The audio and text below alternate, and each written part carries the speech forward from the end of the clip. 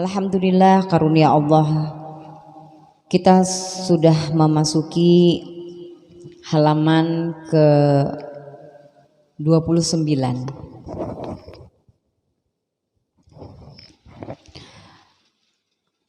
Bentuk atau macam wiritan keempat yang dianjurkan oleh Al-Imam Abdullah bin Alwi Al-Haddad radhiyallahu an di dalam kitab yang kita pelajari menjadi rujukan utama kita di perkumpulan ini,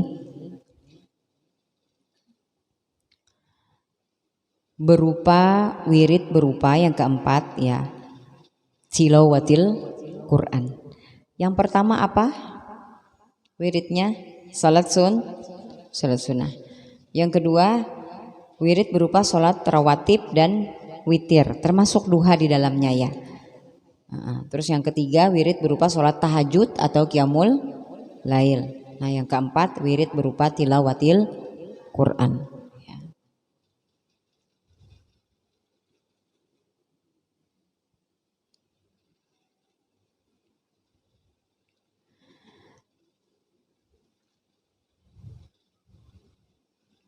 Qala al-muallif, mudah-mudahan Allah memberkahi kita berkat ilmunya beliau, memberikan manfaat ilmu itu kepada kita di dunia dan di akhirat, amin. Hendaknya engkau juga melaksanakan wirid berupa tilawatil Quran yang secara teratur engkau baca setiap hari.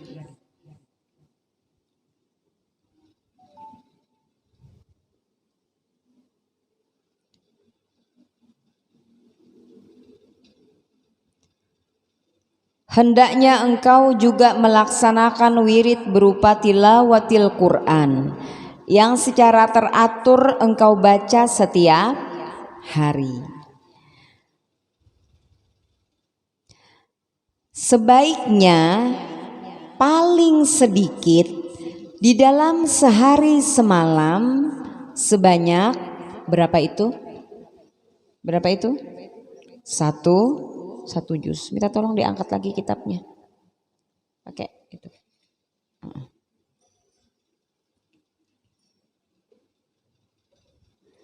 Satu juz. Sehingga dengan demikian engkau dapat mengkhatamkan Al-Quran sekali sebulan. Itu bagi yang tidak ada haid setiap bulan. Kalau haidnya 7 hari berarti sehari semalamnya harus lebih dari satu juz. Yang mau berangkat umrah segera dimulai ya, yang 1 juz, 2 juz, 3 juz, biar terbiasa nanti di sana mengkhatamkan Al-Quran di tanah haram. Ya, 10 hari umpamanya di situ atau 11 hari dibagi itu dari juz pertama. Mudah-mudahan bisa mengkhatamkan Quran di tanah haram. Ya, sekali berangkat umroh 12 hari, 13 hari, 14 hari khatam. Maksudnya dimulai dari sekarang. Ya, dimulai dari sekarang. Kalau cuman 10 hari atau 12 hari dibagi itu berapa seharinya, harus berapa seharinya ya, berapa juz, tidak bisa cuma 1 juz. Yang ini yang di dalam kondisi yang normal ya, maksudnya sedikitnya, paling sedikit kata Imam Haddad itu sebanyak satu juz. Kalau yang dikehendaki adalah khatam di dalam 1 bulan, berarti kalau orang masih punya uzur 1 minggu umpamanya dia haid ya atau datang bulan, maka harus lebih daripada satu juz. Ya, 1,5 juz umpamanya. Itu yang paling sedikit.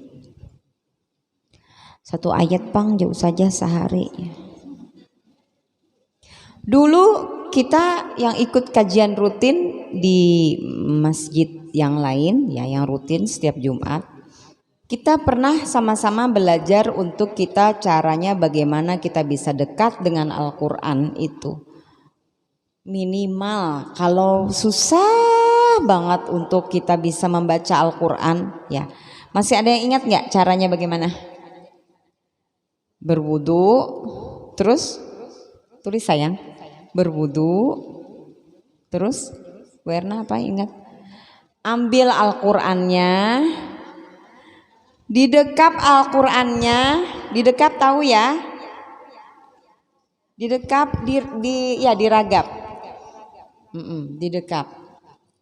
Ini umpamanya Quran. Kita ambil, terus kemudian kita dekap, kita peluk. Lalu kita ajak bicara. Apa kita bilang ke Al-Quran? Duhai Al-Quran, duhai Al-Quran, apakah dosa saya?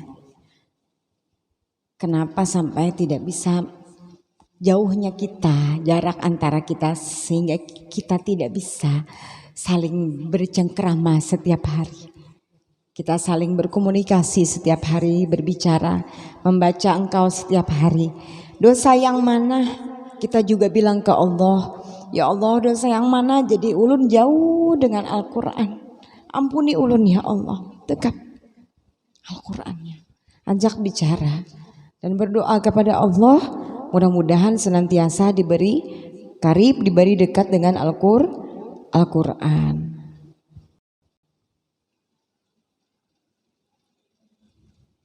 Begitu.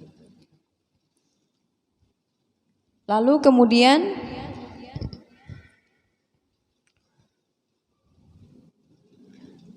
ada adab-adab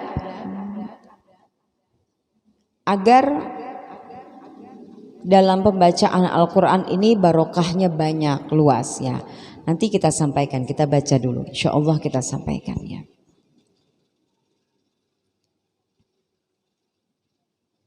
Paling sedikit satu juz. Berarti kita punya target ya, sehari semalam paling sedikit satu juz. Akan tetapi lebih baik lagi apabila engkau dapat mengkhatamkan setiap berapa itu? 3 hari sekali. Berarti dalam sehari semalam 10 juz.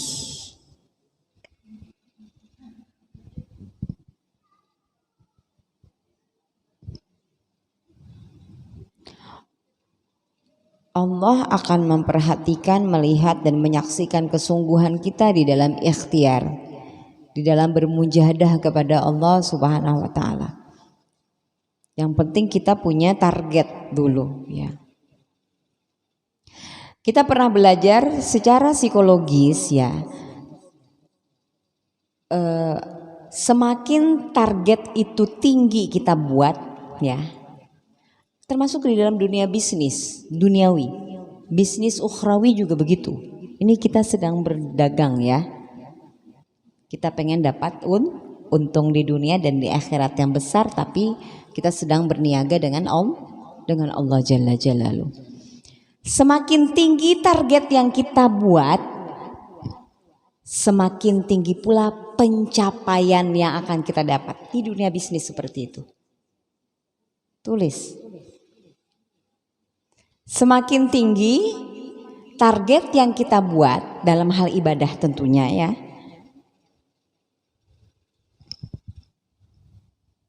Semakin tinggi pula pencapaian yang akan kita dapat. Pencapaian artinya hasil. Ya, kalau nggak paham pencapaian ganti kalimatnya hasil. Ya. Jadi berbanding lurus sama. Jadi semakin tinggi juga. Kalau kita targetnya 5 juz, dapatnya mungkin akan separuh, 2,5. Kalau kita targetnya 1 juz, dapatnya setengah juz. Buktikan saja. Ya, buktikan saja. Ingat nggak waktu kita misalnya, kita kan biasanya di Ramadan tuh yang kenceng-kencengnya baca Quran. Nah, kalau cuman pengen khatam sekali di Ramadan, nggak khatam. Sering kali nggak khatam. Tapi kalau kita pengen khatamnya 3 kali, lebih ya dari 1 kali, itu bisa menghatamkan 1 kali atau 2 kali. Itu sudah seolah-olah sudah apa ya, sunatullahnya begitu, bukan sunatullah bahasanya nanti. Survei sudah membuktikan begitu ya. Banyak kejadian-kejadian ini ketika target ini ilmiah ya. Ketika target kita tinggi, maka pencapaian atau hasil yang akan kita dapatkan itu juga akan tinggi. Begitu. Berarti kesimpulannya adalah targetnya jangan 1 juz. Imam Haddad memang sampaikan paling sedikit 1 juz, tapi kita jangan punya target 1 juz dalam sehari, takutnya nggak nyampe. Ya, coba aja dieksperimen diri sendiri ya, diuji cobakan diri sendiri itu. Misalnya di hari ini kita punya target 5 juz, nanti dapatnya berapa? Terus besok 1 juz dapatnya berapa? Besoknya lagi ya 3 juz dapatnya berapa? Ya, rata-rata orang akan mendapatkan separuh daripada target yang ingin dia capai. Rata-rata ya. Wallahu a'lam. Itu hitung-hitungan logika dunia ya. Tapi Allah berkehendak sesuai dengan yang dikehendakinya. Ya. Targetnya 5 juz, ternyata dia bisa 10 juz. Ada yang begitu. Innallaha ala kulli syai'. Berarti targetnya harus tinggi 1 PR-nya kita. Allahumma shalli ala sayyidina Muhammad. Mudahan kau mengamalkan kita berkat guru-guru kita ya Allah.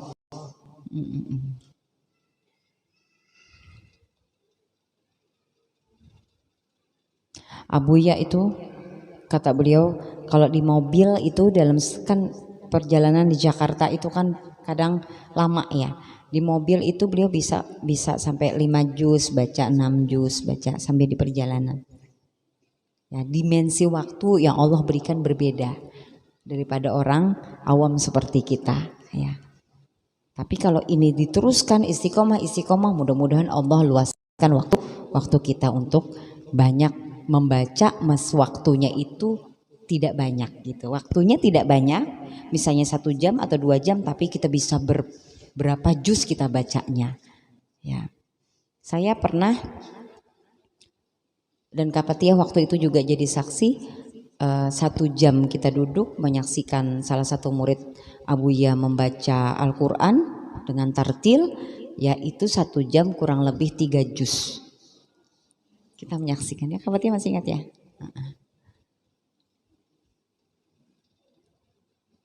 Murid loh ya, belum Abuya ya. Masya Allah, tabarakallah. Jadi memang kita harus sering melihat yang seperti itu ya, mungkin supaya termotivasi kita ya di hadapan kita itu. Allahumma shalli ala sayyidina Muhammad wa ala sayyidina Muhammad. Bagaimana kita ini PR lagi untuk kita memperbaiki diri kita, untuk kita berdekat-dekat dengan Al-Quran. Ketahuilah bahwa membaca Al-Quran adalah perbuatan yang berpahala besar. Nanti besarnya seberapa akan ada keterangannya ya. Selanjutnya keterangannya. Di samping memiliki pengaruh yang nyata di dalam penerangan hati. Terang lawan katanya gelap ya. Gelap itu kalau gelap kita bisa lihat cahaya, kita bisa lihat sesuatu enggak? Kalau enggak ada cahaya nggak bisa. Kadang-kadang kita nggak tahu mana baik, mana buruk, mana benar, mana enggak, karena gelap hati kita. Apakah betul kita sudah begini? Apakah ini salah? Karena gelap hati kita. Ya. Nah ini Al-Quran bikin cahaya, bikin terang hati supaya tahu apakah yang kita lakukan betul atau tidak, sehingga dia harus bermusyawarah dulu ketika memutuskan melakukan satu tindakan, berbuat sesuatu. Nah ini cahaya salah satunya diantaranya adalah karena cahaya Al-Quran menerangi hati. Sebagaimana disabdakan Rasulullah Shallallahu Alaihi Wasallam, afdalu ibadati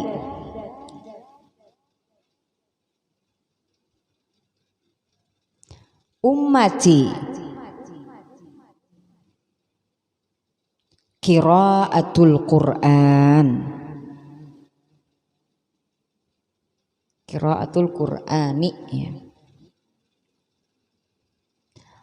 Afdalu ibadati ummati qiraatul Qur'ani. Artinya ibadah umatku, afdal itu artinya paling utama, yang paling afdal, yang paling baik. Ya, ibadah umatku, sabda Nabi SAW, yang paling afdol ialah membaca Al-Quran.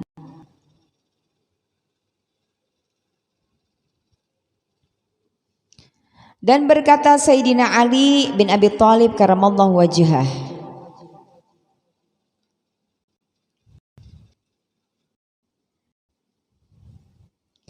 barang siapa membaca Al-Quran di halaman 30 baris pertama,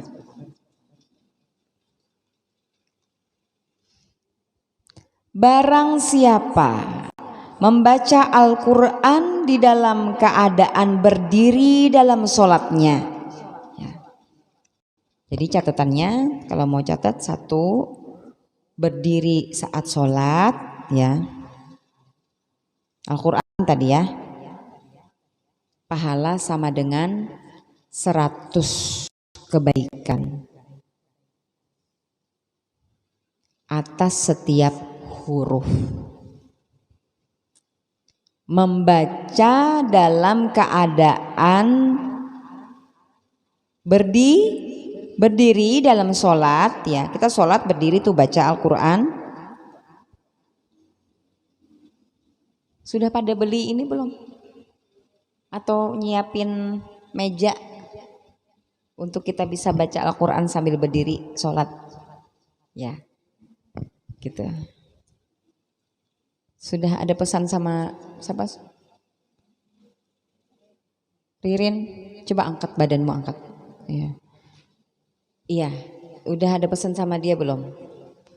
Dia punya beberapa referensi, ada yang harga kurang dari 100, ada yang harga berapa, atau meja ya, meja aja untuk kita taruh Al-Quran di depan kita sholat ya.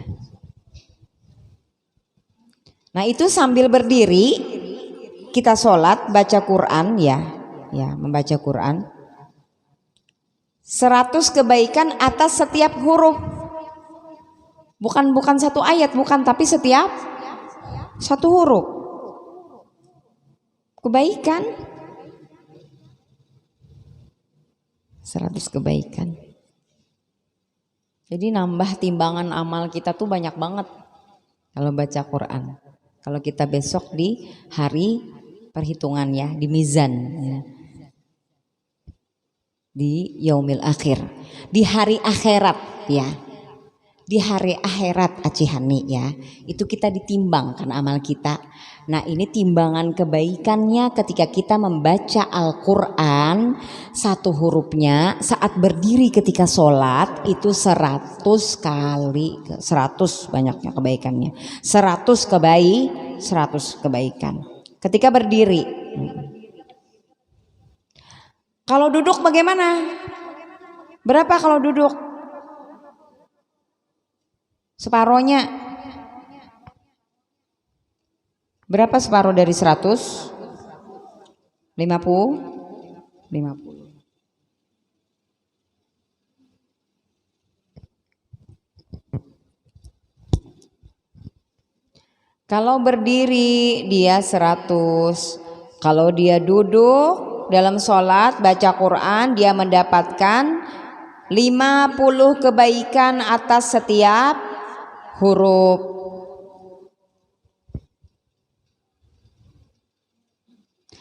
Kalau bacanya di luar sholat dan dia berwudu, ya kalau sholat pasti berwudu ya. Nah ini di luar sholat ada yang berwudu, ada yang enggak. Nah kalau yang berwudu akan memperoleh separohnya lagi dari duduk sholat. Berapa? Setengahnya 25 kebaikan atas setiap huruf. Bersedikit ya. Sebentar kita selesaikan ini sholat ya. Dan barang siapa membacanya tidak dalam keadaan berwudu, ya, akan memperoleh 10 kebaikan atas setiap huruf. Ya. Nanti pertanyaan ada sesi tanya jawab ya. Setelah ini insya Allah. Tahan dulu.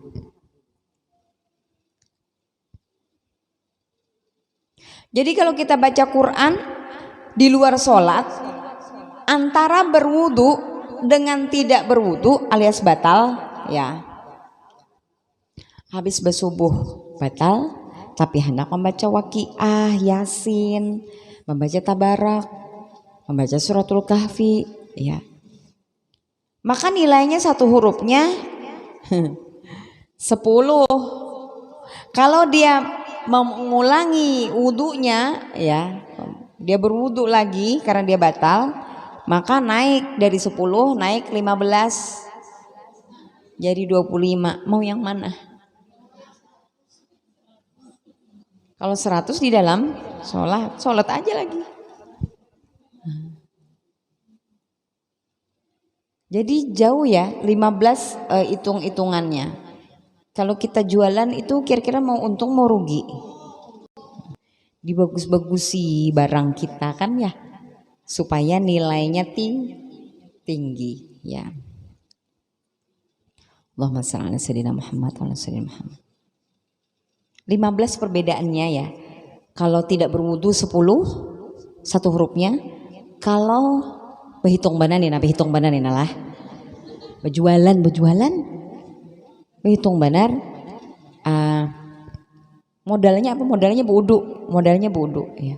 Kalau kada wudu itu 10. Kalau wudu maka naik 15 ya. 25 hitung-hitungannya nih. Kita dapat untungnya nih. Ya, dapat balasannya dari Allah. Jadi jangan pernah iri dengan orang yang ternyata dia lebih diberi kelapangan hati ketika dikaruniai ujian-ujian hidup dibandingkan kita, karena ternyata dia punya amalan bacaan Al-Quran itu lebih sempurna daripada kita.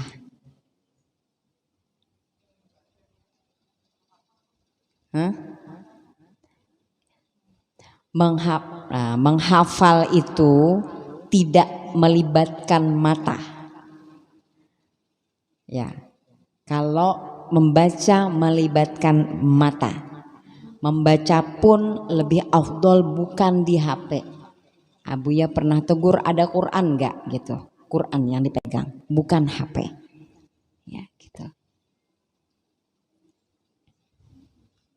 Beda ya, Al-Quran dengan HP jauh berbeda, tidak bisa dibandingkan ya sesungguhnya kemuliaannya.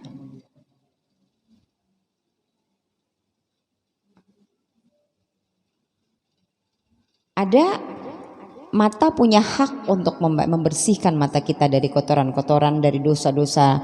Pernah mata melihat sesuatu yang buruk, ya, yang enggak diridhoi oleh Allah Subhanahu wa taala, kita baca Quran terhapus. Ada kebaikan di mata kita, ada cahaya di mata kita berkat Al-Quran. Dan ulun sering sampaikan di dalam penelitian, struktur mata kita itu sesuai dengan bentuk huruf-huruf hijaiyah sehingga memperbagus struktur mata. Ya. Muqaddam. Tidak masalah, Al-Quran kan? Al-Quran namanya Al-Quran. Al-Quran, mushaf Al-Quran itu yang tidak ada keterangan terjemah, yang tidak ada keterangan yang bercampur yasin, yang lain-lain nggak ada, ya. Campur burdah, bercampur apa, ini yang mushaf Al-Quran itu lebih utama. Sama, hanya serpihan saja, sama.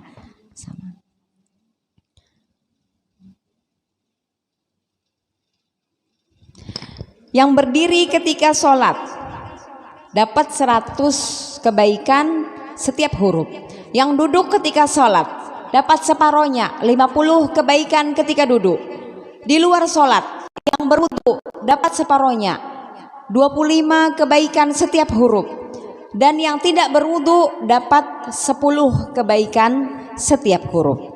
Begitu ya, setiap huruf, ya. Tentu kita akan memilih yang, kalau di luar sholat tentu kita lebih memilih yang berwudu. Akan tetapi jangan menjadikan tujuanmu di dalam membacanya semata-mata ingin membaca sebanyak mungkin tanpa merenungkan artinya.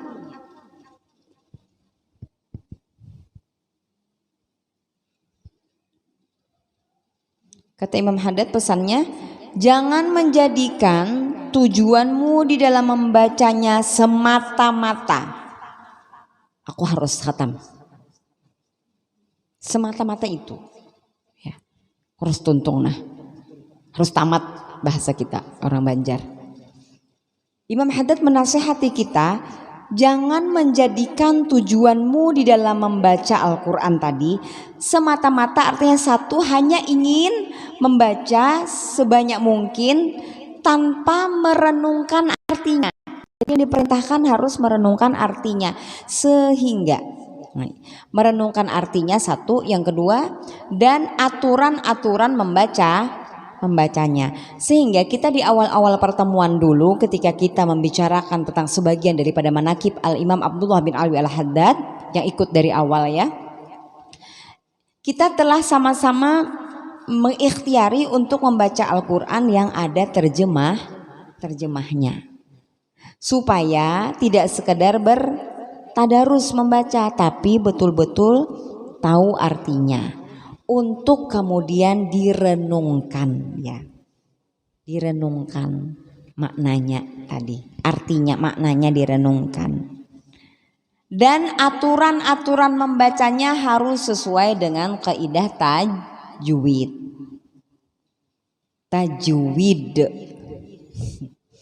Ya, harus sesuai dengan kaidah tajwid. Tidak bisa membaca Al-Quran untuk mendapatkan keberkahan 100 kebaikan, 50 kebaikan, 25 kebaikan setiap huruf, 10 kebaikan.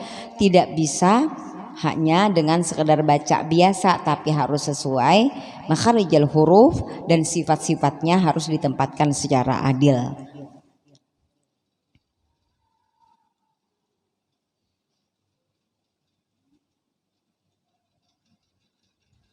Hendaknya engkau membacanya dengan berusaha memahaminya.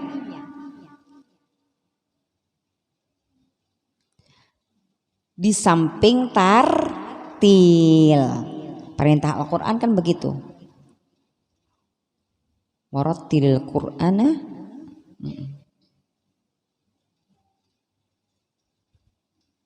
Ya, perintah Al-Quran untuk membaca dengan tartil.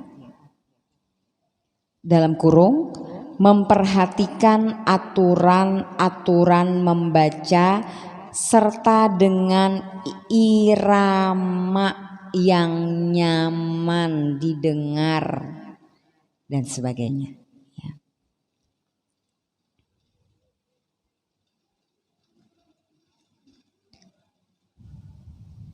Pada saat-saat itu, usahakanlah menghadirkan di dalam hatimu keagungan Allah Subhanahu wa ta'ala yang berbicara di dalam kitabnya. Firman Allah adalah pembicaraan Allah di dalam kitabnya.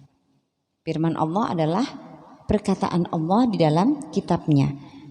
Lewat itulah kita bisa berkomunikasi dengan Allah Subhanahu wa ta'ala. Menghadirkan hati, kata Imam Haddad. 1, merenungkan. 2, membaca sesuai kaidah tajwid, aturan-aturan membacanya. Yang ketiga adalah memahaminya, ya. Yang ketiga memahami, yang keempat menghadirkan hati, mengagungkan Allah yang berbicara di dalam kitabnya. Dan bahwa engkau kini, ya maksudnya saat membaca Al-Quran itu sedang di hadapannya, sedang di hadapan Allah Subhanahu wa ta'ala.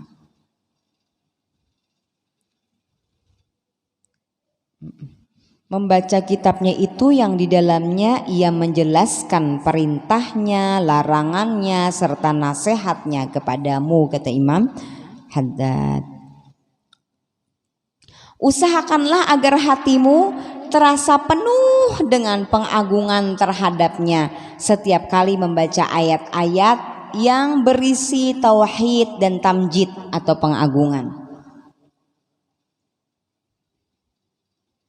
Jadi kalau kita baca, usahakan, kata Imam Haddad, kalau kita membaca Al-Quran yang isinya itu ayat-ayatnya tentang tauhid kepada Allah dan pengagungan kepada Allah, itu kita juga mengagungkan Allah Subhanahu wa ta'ala. Dan penuh dengan rasa damba dan takut setiap kali membaca ayat-ayat perintah dan larangan, seraya mengiringi semua itu dengan rasa syukur dan pengakuan akan kelalaian, ya, serta beristighfar dan bertekad, ya, untuk apa itu? Mulai bersungguh-sungguh dalam berbakti kepadanya. 1, ya, Imam Haddad sampaikan kalau baca Quran itu yang pertama, ya, 1, renungkan maknanya, ya. Yang kedua, membaca dengan tajwid, ya. Yang ketiga, usahakan dipahami. Tadi direnungkan beda dengan dipahami, ya.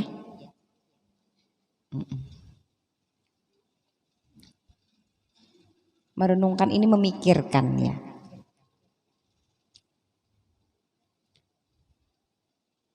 Berpikir tentang isinya, kemudian memahami itu adalah tingkat berikutnya di dalam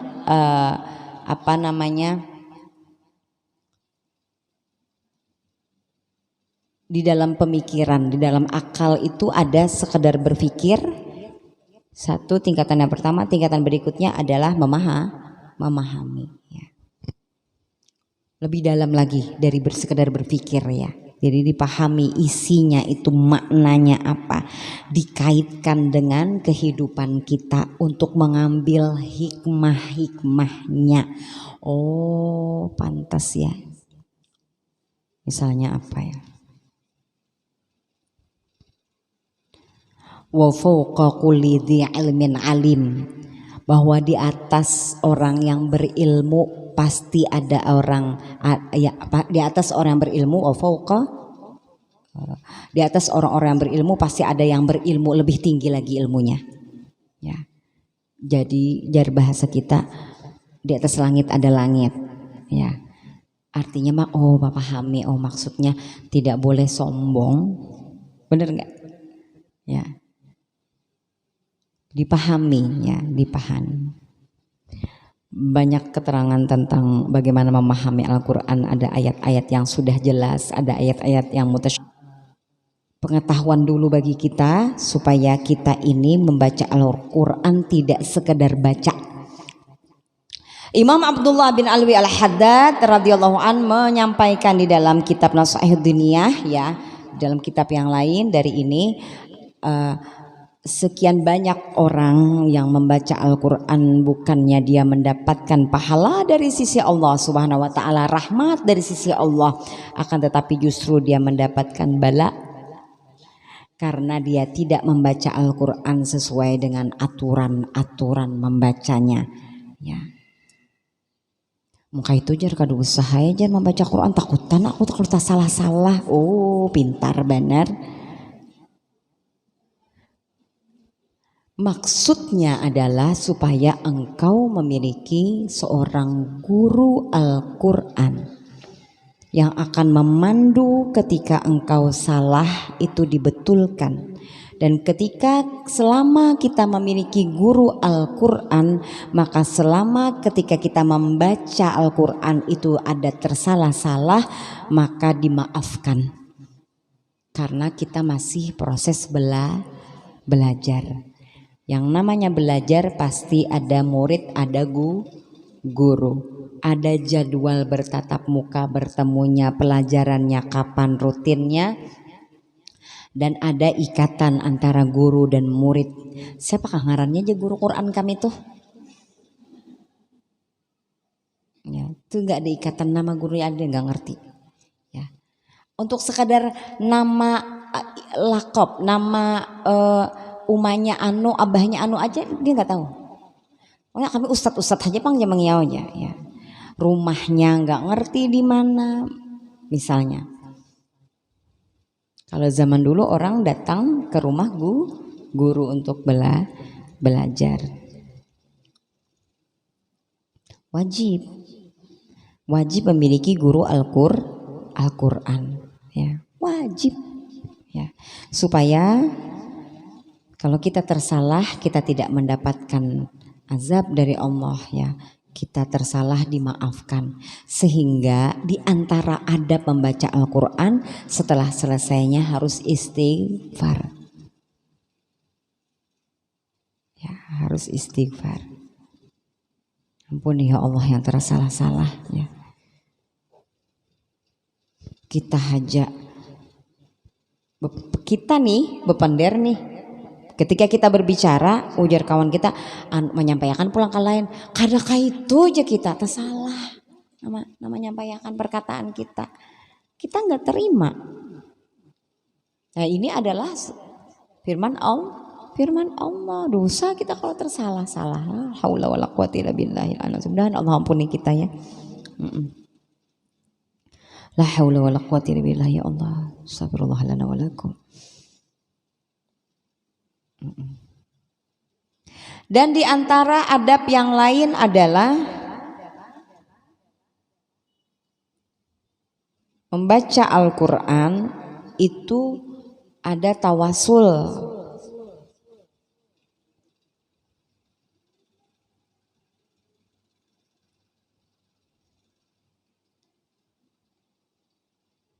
Kepada guru yang mengajari kita.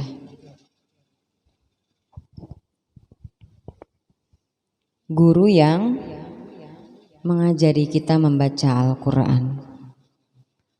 Allahumma shalli ala sayyidina Muhammad.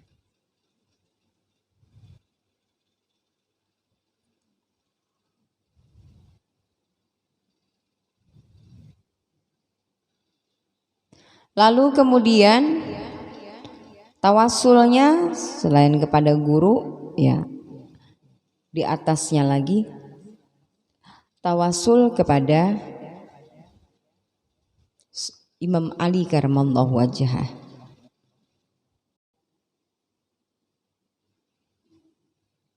Sayyidina Ali karramallahu wajhah.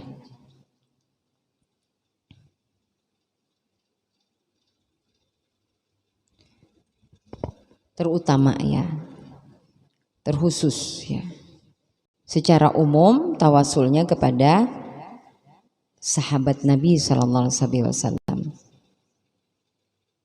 khulafaur rasyidin ya. Kalau bukan dari mereka turun menurun kita nggak dapat ya. Kenapa terkhusus untuk Imam Ali?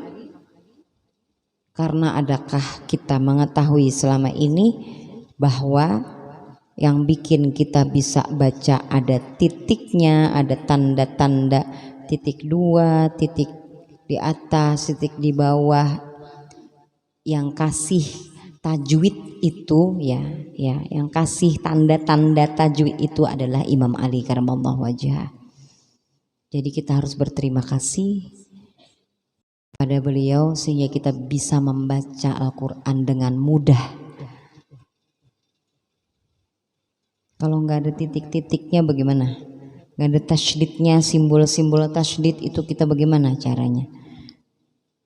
Yang sesuai dengan bacaannya baginda Nabi Sallallahu Alaihi Wasallam. Bagaimana kita berterima kasih kepada Sayyidina Ali? Di antaranya dengan bertawasul mengirim Fatihah kepada beliau karramallahu wajhah. Dan juga tentu kepada baginda Nabi Sallallahu Alaihi Wasallam ya. Guru itu termasuk orang tua ya, yang tadi yang pertama. Jadi setiap kita baca Quran orang tua selalu ditawasuli ya.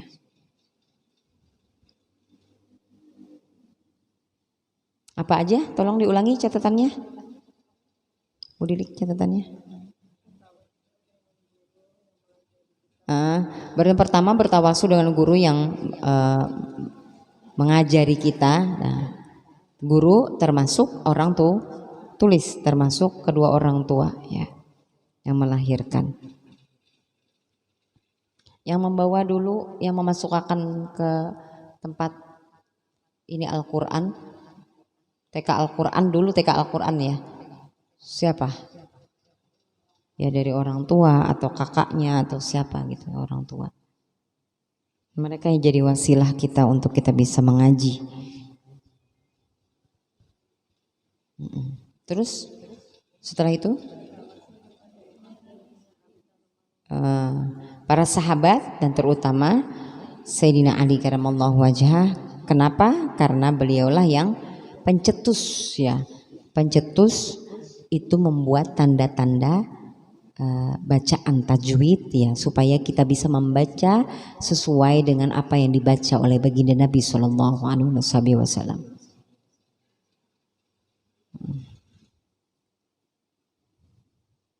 Jelas ya keterangannya ya. Bagaimana kalau membacanya sambil tawaf? Pahalanya berapa? 100.000 kali di situ semuanya. Kali lagi kali 100 kali 100.000 kali. Ya. Ada sebagian pendapat seperti itu. Karena beribadah di tanah haram itu di Makkah ya 100.000 kali lipat. Keren. Masya Allah. Makanya orang berbondong-bondong, jangan terlalu banyak tidur. Kalau tidur harus ada istirahat, tapi jangan terlalu banyak tidur karena intinya kita pergi ke sana itu adalah untuk beribadah, memperbanyak ibadah kepada Allah Subhanahu wa taala. Ada pertanyaan lagi? Sebelum ya. Yang mau berangkat umroh nih tanggal berapa? 16. Oh, dia datang pulangnya tanggal 26. Iya. Selisih di udara kita. Saya insya Allah berangkat tanggal 24. Ya. Pian sudah boleh. Coba kalau ketemu di situ atau apalagi kalau barang-barang berangkatnya. Ya. Mudah-mudahan ya bisa bareng ya berangkatnya. Nih masing-masing berangkatnya. Ya heran saya. Assalamualaikum warahmatullahi wabarakatuh. Izin ini ada titipan pertanyaan lama sudah.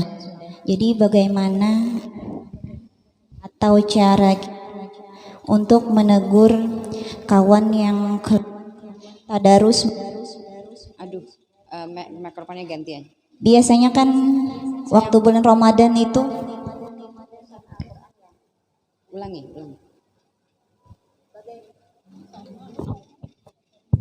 cek.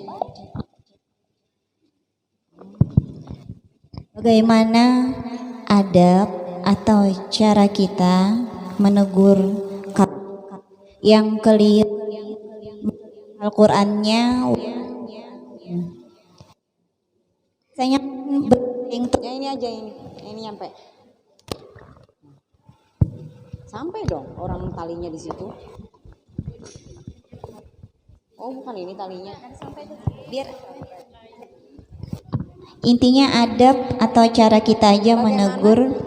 Bagaimana cara menegur kawan yang ketika membaca Al-Quran keliru membacanya? Waktu misalnya kan tadarusan tuh keliling biasanya kan pada bulan Ramadan tuh sering tuh. Itu aja cara yang halus agar tidak tersinggung kawannya. Oke. Sekian, terima kasih. Baik. Kita sungkan untuk menegur karena kita tidak memiliki wewenang. Maka selalu saya anjurkan kalau kita bertadarus ada satu guru. Yang guru itu bertugas memang kita amanahi, kita percaya untuk menegur bacaan kita yang keliru. Begitu. Beres. Masalahnya kenapa nggak ada gurunya? Tunjuk satu guru. Ya. Datangkan satu guru. Ya. Yang terdekat.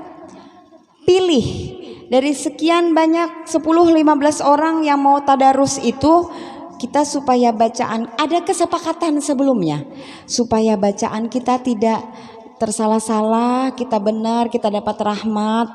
Ulun pernah mendengar dari pengajian-pengajian itu kalau kita bacanya keliru, kita tidak dapat pahala misalnya itu. Bagaimana saran?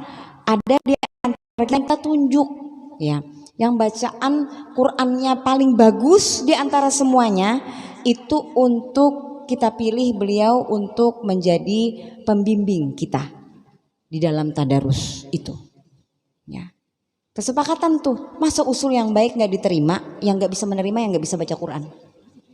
Wallahi, ya, gitu. Jadi caranya begitu. Kalau kita menegur segala macam prasangka, kita belum menegur aja kita sudah berprasangka udah dosa kita. Jadi caranya adalah memberikan usulan, dan sebelum memberikan usulan, dulu orang-orang yang pantas mana, jangan hanya sekedar usul. Ya, dari antara semua orang itu, jangan kita orang lain. Ya. Orang mungkin akan menunjuk kita misalnya, pianai kok itu jar, karena kita nggak ada pilihan. Tapi ini aja nama rupiah ke apa, karena alasannya begini, begitu caranya. Ya, kalau kitanya langsung, apalagi pada saat membaca, nah saat membaca itu sulit, ya, sulit. Pada saat membaca, padahal kita nih rasa telinga sudah bagaimana mendengarnya ya. Kalau dia punya guru, ya usulkan adalah guru pian, guru siapa. Ya, secara bergantian boleh. Kada harus guru itu terus yang datang umpamanya. Tapi itu kita percaya, kita amanahi guru itu untuk memang menjagakan. Jangan gurunya nang takutan managur. Salah pilih, ya berdoa kepada Allah, meminta, beristikharah, minta petunjuk, minta cari guru yang betul-betul memang dia memiliki sifat sebagai guru. Wallahu a'lam bishawab. Bagaimana? Caranya begitu ya. Wallahu a'lam. Ada yang lain? Tadi pertanyaannya udah terjawab ya? Oke, siap. Yang membaca sambil tawaf ya, atau sambil sa'i ya. Sambil sa'i.